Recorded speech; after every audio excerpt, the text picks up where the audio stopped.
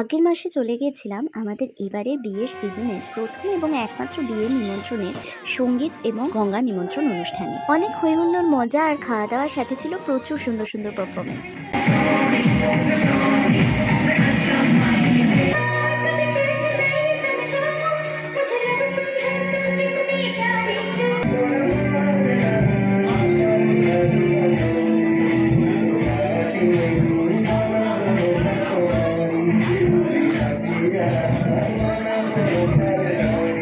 বেশ অনেকক্ষণ ধরে হই হুল্লোড় নাচ গান করবার পর বুঝলাম রাত যত বাড়ছে ঠান্ডাও ততই বাড়ছে, তাই আর বেশি দেরি না করে খেতে বসে গেলাম।